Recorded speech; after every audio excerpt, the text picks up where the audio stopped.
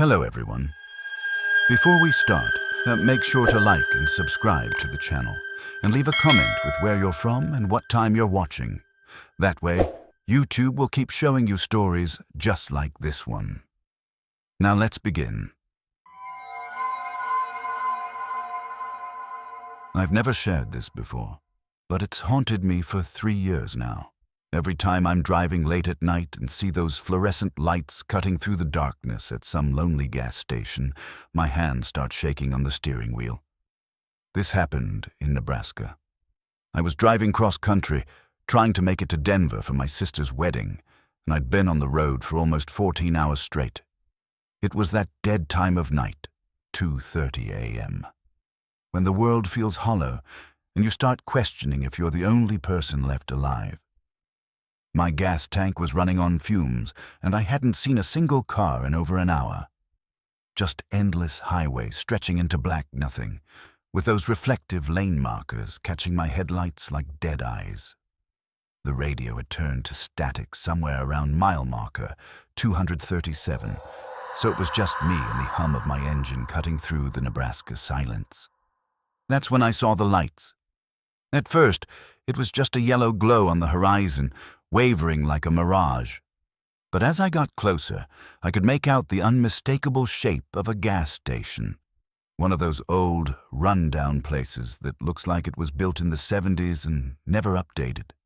The kind with cracked concrete islands and price signs that probably still had the little metal numbers you had to change by hand. The neon sign buzzed and flickered. 24-hour, gas, food. Half the letters were burned out, so it read more like 2HOU-GO-FOO. But I didn't care.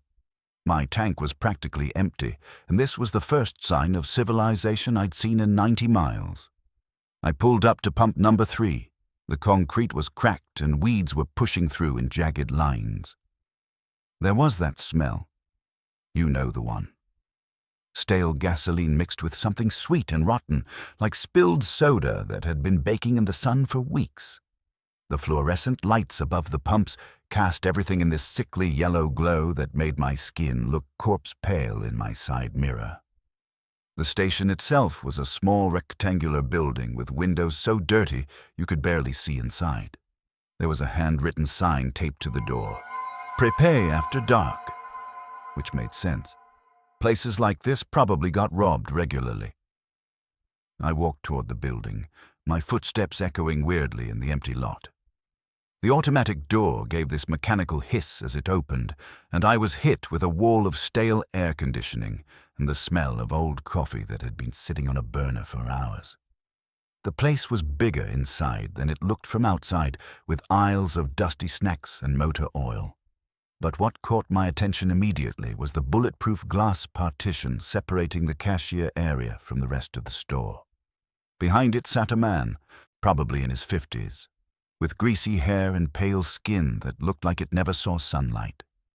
He was staring at me. Not the casual glance you'd give a customer, but this intense, unwavering stare, like he was studying every detail of my face. "Help you?" he said, his voice muffled by the thick glass but still audible through the metal speaker grill. "Yeah, I need 40 on pump 3, I said, pulling out my credit card. But he didn't reach for the card reader. He just kept staring. "You traveling alone?" he asked. The question caught me off guard. "Excuse me. Just wondering if you're traveling alone, long way from anywhere out here. Don't see many folks this time of night unless they're lost." There was something about the way he said lost that made my skin crawl. But I figured he was just making conversation. Maybe he got lonely working the night shift in the middle of nowhere. "Yeah, just me," I said, immediately regretting it. Why did I tell him that? He nodded slowly, like I'd confirmed something he already knew. Then he started typing on his computer, but his eyes kept flicking back to me. I noticed there were security monitors mounted above his head, and one of them seemed to be focused directly on where I was standing. The camera lens looked like it was following my movement. "Where are you headed?" he asked. "Denver."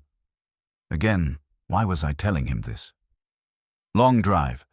You been stopping much? I mean, to rest. This was getting weird. Look, can I just get the gas? Sure. He finally reached for the card reader, but as he did, I heard a soft clicking sound, like a camera shutter. I looked up at him sharply, and he was holding his phone just below the counter level, pointed right at me. Did you just take my picture? What? No, just checking the time. But he slipped the phone into his pocket way too quickly. My heart started beating faster. Can you turn on the pump, please? Card's not going through, he said, even though he hadn't even tried to run it yet. What do you mean? System's saying declined. Happens sometimes with out-of-state cards. You got cash? I knew there was nothing wrong with my card. I'd used it at a McDonald's 6 hours earlier. Try it again. I tried it 3 times already. Look. He held up the card reader, but from where I was standing, I couldn't see the screen. You could try the ATM, but it's been broken for a week. Tell you what, though, there's a decent motel about 2 miles up the road. The Pines Motor Lodge.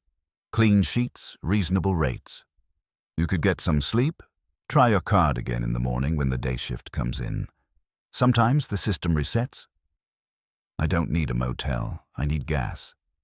Well, without cash or a working card. That's when he said something that made my blood turn to ice water. You know, you look tired. Probably been driving since, what, Omaha? Yeah, that little truck stop off I-80, right? The one with the subway inside? I stared at him. I had stopped in Omaha, at a truck stop with a subway, but how could he possibly know that? How did you... And before that, Iowa. That rest area with the broken vending machine. You bought Coke from the working one instead. My hands started shaking. There was no way he could know this unless he'd been following me, or unless someone had been reporting my stops. I think I'm going to try a different station, I said, backing toward the door. There isn't another station for 60 miles, he said, and it's getting late. Dangerous to drive when you're tired. Lot of accidents on this stretch. People just disappear. The way he said it wasn't concerned. It was almost like a threat. I turned and walked quickly toward the door, but I heard him say something else. Sarah from Michigan, right? License plate number JKL-4597. I froze. He knew my name. He knew my license plate number. How the hell did he know my license plate number? I ran. The automatic door seemed to take forever to open, and I could hear him behind the glass, talking quickly into what sounded like a phone. I couldn't make out the words, but his voice had this urgent, excited quality. I fumbled with my car door, my hands shaking so badly I could barely get the key in the lock. My car started on the second try, thank God, and I peeled out of that parking lot like my life depended on it. In my rearview mirror, I could see him standing outside the station now, still on the phone, watching my car disappear into the darkness. I drove for another hour on fumes before I found another gas station. A well-lit Shell station attached to a busy truck stop where I felt safe enough to fill up and use the restroom. But here's the thing that still keeps me up at night. 2 months later, I was reading local news online, or just random browsing, when I came across an article from a Nebraska newspaper. Local gas station linked to missing persons cases. The article mentioned a 24-hour station off Highway 30, and there was a photo. It was the same station, same cracked concrete, same flickering neon sign. According to the article, police had discovered that the night shift attendant had been collecting information on solo travelers, license plates, travel routes, personal details.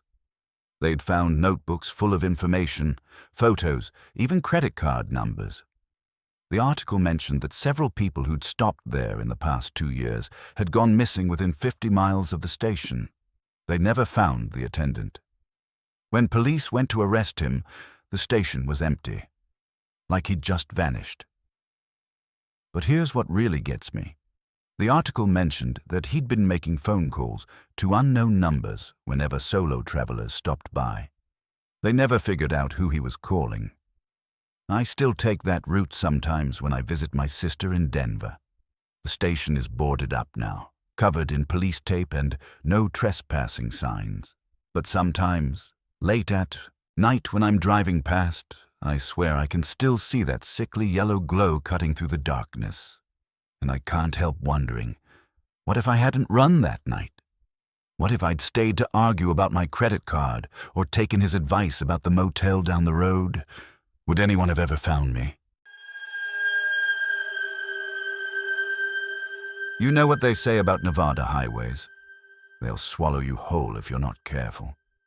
I learned that lesson the hard way on Highway 50, what the locals call the loneliest road in America. And after what happened to me there, I understand why. This was 2 days after the gas station incident I just told you about. I was still shaken up, jumping at shadows, but I had to keep driving. My sister's wedding was in less than 48 hours, and I'd already lost too much time. I was somewhere between Fallon and Austin when the storm hit. Not rain. This was one of those desert dust storms that comes out of nowhere and turns day into night in minutes. The wind was howling so hard it was rocking my car, and visibility dropped to maybe 10 feet. Sand was hitting my windshield like bullets, making this horrible scratching sound that reminded me of fingernails on glass. I had no choice but to pull over. You don't drive in a storm like that unless you want to end up wrapped around a Joshua tree or buried in a ditch somewhere where they won't find you until spring. But finding a place to wait it out? That was the problem. Highway 50 doesn't exactly have a lot of options. It's just endless desert punctuated by the occasional ghost town or abandoned mining operation. That's when I saw the neon sign cutting through the dust and darkness. Desert Rose Motel. Vacancy. The place looked like it belonged in a 1950s postcard, if postcards showed buildings slowly dying in the desert heat. Single-story, L-shaped building with doors that opened directly to the parking lot. The paint was peeling in long strips, and half the letters in the neon sign were burned out. But it was shelter, and that's all I cared about. I parked as close to the office as I could and ran through the storm. Sand immediately filled my mouth with this metallic taste, like licking a penny. The office door was one of those heavy glass things with metal mesh inside, and it took all my strength to pull it open against the wind. Inside, the air was thick with the smell of old cigarettes and that musty scent you get in places where the carpet hasn't been cleaned in decades. The lobby was tiny. Just a counter, a couple of plastic chairs, and a TV playing static in the corner. Behind the counter stood a man who looked like he'd been waiting for me specifically. Average height, maybe 60 years old, with thin gray hair and eyes that seemed too bright for the dim lighting. He was smiling, but it was one of those smiles that didn't reach his eyes. "Rough night out there," he said, his voice way too cheerful for the circumstances. "Yeah, I just need somewhere to wait out the storm. You have any rooms available?" "Oh, absolutely. You're in luck. Most nights we're completely booked, but tonight..." He gestured toward the empty parking lot, visible through the dusty windows. "Tonight we've got plenty of space." That should have been my first red flag. Who gets completely booked at a rundown motel in the middle of nowhere? "Great, I'll take whatever you have." "Actually," he said, pulling out an old-fashioned registration book instead of using the computer terminal next to it, "I've got the perfect room for you. Room 237. It's our best unit. Quiet, comfortable, great view of the desert." I looked out at the storm raging outside. "I don't think the view matters much right now." He laughed, but it sounded forced. "You'd be surprised. Room 237 has character. You'll love it." Something about the way he insisted on that specific room number made me uncomfortable, but I was exhausted and desperate to get out of the storm. I filled out the registration form and handed over my credit card. "That'll be $49, he said, running the card through an ancient machine that looked like it belonged in a museum. "And here's your key." He handed me an actual metal key attached to a plastic diamond-shaped tag. No electronic cards here. "Room 237 is just around the corner, last door on the left. You can park right in front if you want." I thanked him and headed back into the storm. The sand had gotten worse, if that was possible, and I could barely see my own car. I drove around the designated spot and noticed something strange. My room was the only one with a light on inside. A warm yellow glow behind the curtains, like someone was home. The key stuck in the lock, and I had to jiggle it for almost a minute before the door finally opened. The smell hit me first. Not the musty scent I'd expected, but something warmer, like someone had been cooking recently, or maybe burning candles. The room was basic. Double bed with a faded floral bedspread, small table and chair, TV mounted on the wall, bathroom visible through a partially open door. But here's what bothered me. The bed looked like someone had been sleeping in it. The covers were pulled back, and there was an indentation in the pillow like a head had been resting there minutes before. The sheets were still warm when I touched them. I went back to the front desk. "Excuse me," I said to the clerk, who was now reading a paperback novel. "I think someone might have been staying in room 237 recently. The bed looks slept in." He looked up with that same too bright smile. "Oh no, that room's been empty for weeks.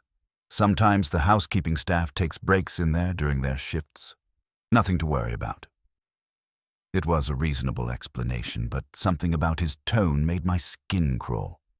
And when I looked closer at his book, I realized he was holding it upside down. Back in the room, I decided to make the best of it. The storm was still raging outside, showing no signs of letting up, and I was exhausted. I turned on the TV for some background noise, but all I got were static and snow on every channel. That's when I started going through the drawers, looking for a phone book or something to help pass the time. What I found instead made my blood run cold. In the top drawer of the nightstand, there was a pair of women's earrings, silver hoops, still relatively new.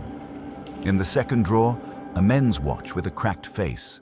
The bottom drawer had a child's toy, a small stuffed elephant that looked well loved. Personal belongings, like people had left them behind, or like they'd never had the chance to take them. I was starting to panic, but I told myself there had to be a logical explanation. Maybe previous guests had forgotten things and the motel kept them in case people called asking about lost items. That's when I heard the footsteps. Slow, deliberate steps directly above my head. Back and forth across what sounded like the length of the room. Then the unmistakable sound of furniture being dragged across a wooden floor. I looked up at the ceiling, following the sound with my eyes. Someone was definitely moving around up there. Probably another guest who couldn't sleep because of the storm. But then I remembered something. When I'd parked outside, I'd gotten a good look at the motel. It was a single-story building. There was no second floor. The footsteps stopped suddenly, like whoever was up there knew I was listening. The silence was almost worse than the noise. I could hear my own heartbeat, the wind outside, and the faint hum of the ancient air conditioning unit. Then the dragging sound started again, but this time it was moving toward what would have been directly over the bed where I was sitting. I grabbed my keys and headed for the door. I didn't care about the storm anymore. I just wanted out of that room. But my car wouldn't start. I turned the key, and nothing. Not even a click. The engine was completely dead, which was impossible because it had been running fine just an hour earlier. I went back to the office, the wind and sand whipping around me like angry spirits. The clerk was still at his desk, but now he was watching me through the window with an expression I can only describe as predatory satisfaction. "Car trouble?" he asked when I burst through the door. "It won't start. I think maybe the battery died." "Oh, that's a shame. Happens sometimes in weather like this." Tell you what, I've got jumper cables in the back. I can give you a jump first thing in the morning when the storm passes. I'd really prefer to leave now. Now, in this storm.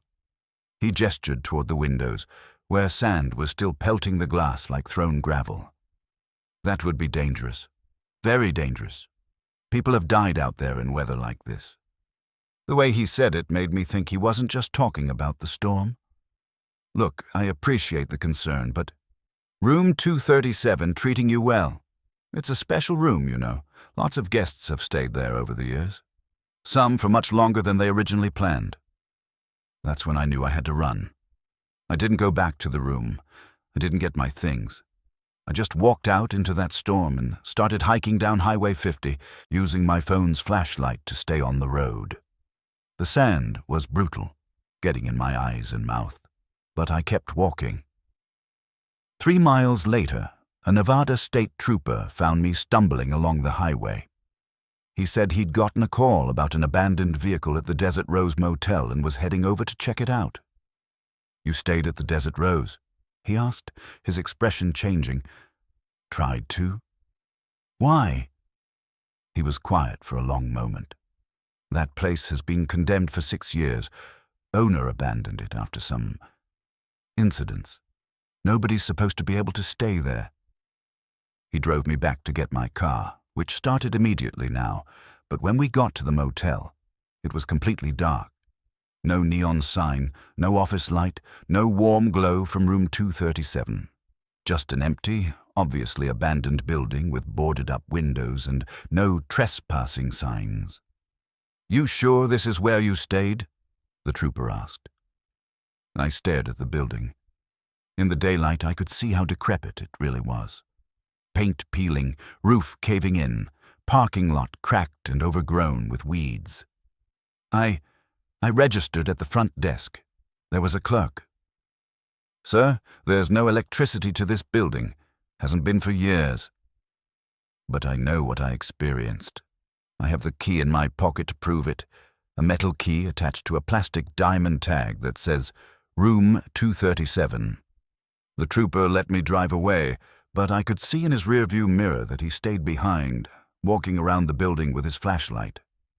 I don't usually ask, but if this story is getting under your skin, show it some love. It really helps, because sometimes the places that should offer shelter are the ones you should fear the most. Some people say I should have learned my lesson after the gas station in the motel, that I should have just flown to my sister's wedding instead of driving through the middle of nowhere.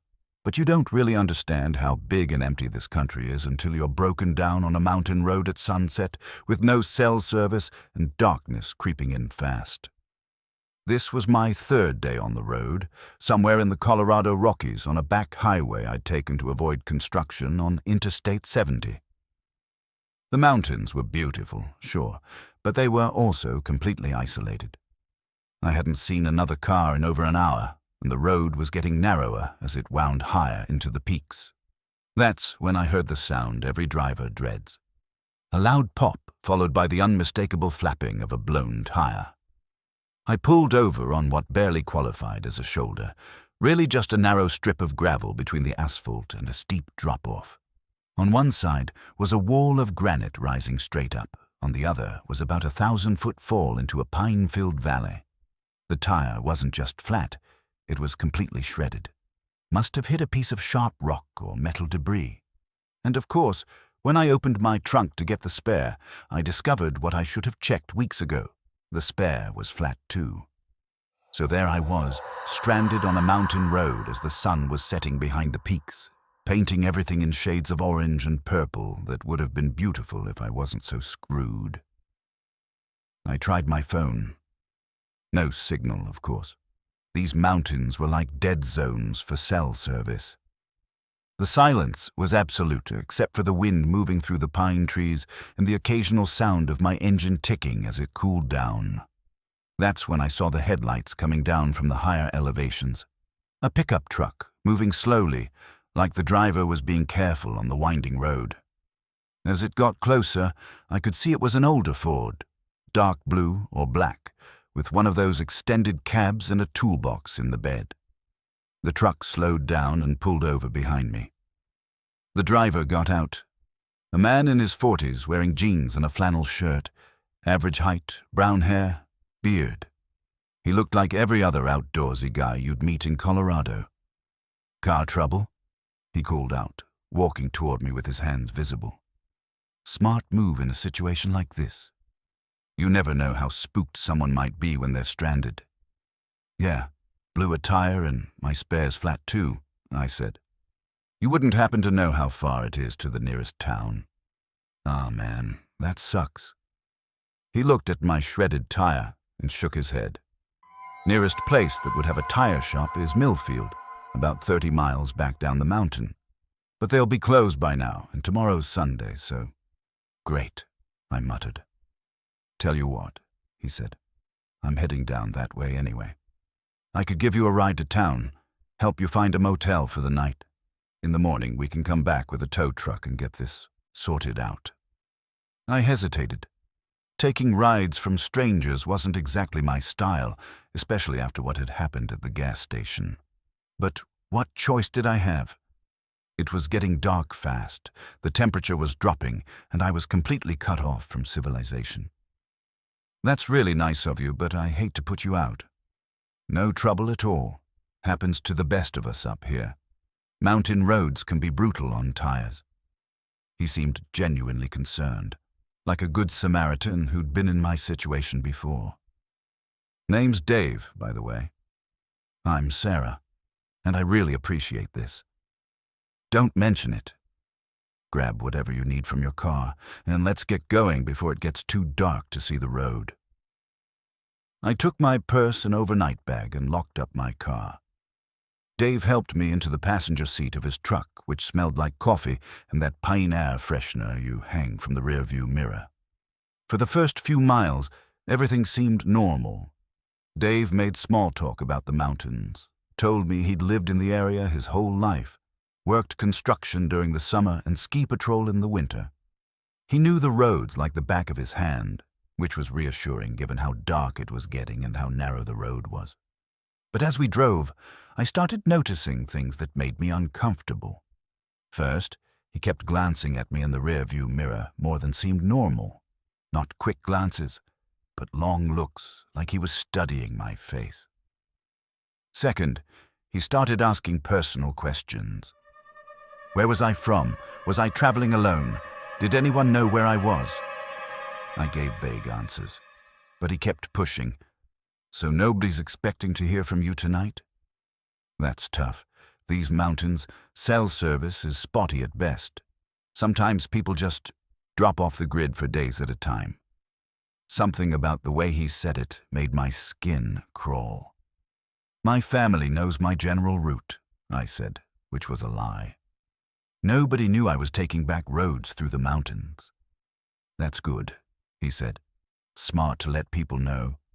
Though these mountain roads, there's a lot of places up here where a car could go off the road and never be found.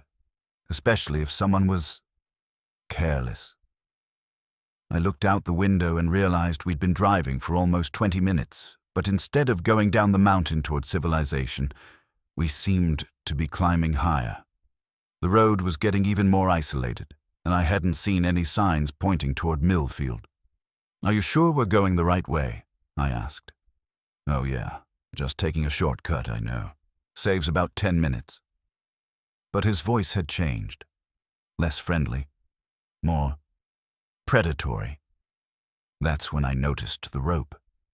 There was a coil of rope in the back seat, along with what looked like a roll of duct tape. My heart started pounding, but I tried to stay calm. "You know, I'm not really in a hurry," I said. "If the main road is easier." "We're almost there," he said. But we clearly weren't almost anywhere. We were driving deeper into the wilderness, and the road was becoming little more than a dirt track. "I think maybe you should turn around," I said, trying to keep my voice steady. That's when his whole demeanor changed. The friendly smile disappeared, replaced by something cold and calculating. "You know, Sarah," he said, "I've been watching you since you left Nebraska." That gas station attendant. He's a friend of mine. We have a network. People who keep an eye on solo travelers, especially women driving alone through isolated areas. My blood turned to ice. The gas station. He was connected to the gas station attendant. We help each other out, he continued, his voice now completely different, flat and emotionless. Share information, routes, destinations, personal details. You'd be amazed how many people just disappear in these mountains every year. Hundreds. The wilderness is so vast, and there are so many places where nobody would ever think to look. I realized he'd stopped the truck. We were parked in a small clearing surrounded by dense pine forest. No road signs, no landmarks, nothing to indicate where we were. Here's what's going to happen, he said, reaching behind the seat for the rope. We're going to take a little walk into the woods and... I didn't let him finish. I grabbed the door handle and threw myself out of the truck. The ground was rough and covered with pine needles, and I hit hard, scraping my hands and knees, but adrenaline took over, and I was running before he could react. Behind me, I heard him curse, and the truck door slam. His footsteps were crashing through the underbrush, but I had a head start and desperation on my side. The forest was completely dark except for slivers of moonlight filtering through the pine branches. I had no idea where I was going, but I knew I had to get as far away from that truck as possible. I ran for what felt like hours, stumbling over roots and rocks, branches tearing at my clothes. Behind me, I could hear him calling out, his voice echoing through the trees. Sarah, don't make this harder than it has to be. You're just going to get lost out here. But I kept running. Eventually, I couldn't hear him anymore. I found a dense thicket of undergrowth and crawled inside, trying to control my breathing and listen for any sounds of pursuit. That's where I spent the night, hiding in the woods, listening to every sound, jumping at every snap of a twig or rustle of leaves. I could hear his truck driving around on the mountain roads, sometimes close, sometimes distant, but always searching. When the sun finally came up, I started hiking downhill, figuring that would eventually lead me to civilization. It took 4 hours, but I finally reached a paved road and flagged down a Colorado State Park ranger. When I told him what happened, his face went white. "You're lucky to be alive," he said. "We've been looking for that guy for 2 years. Multiple missing persons cases, all solo travelers who were lost, seen broken down on mountain roads. We could never prove anything, but they never caught him. My car was found stripped and burned in a remote canyon about 50 miles from where I'd originally broken down. They found evidence that he'd been watching me for miles before I ever had the tire problem, probably put something in the road to cause the blowout. But here's what really haunts me. The ranger told me they'd found other vehicles over the years, hidden in remote canyons, covered with brush, rusted out from years of weather. Some of them still had personal belongings inside.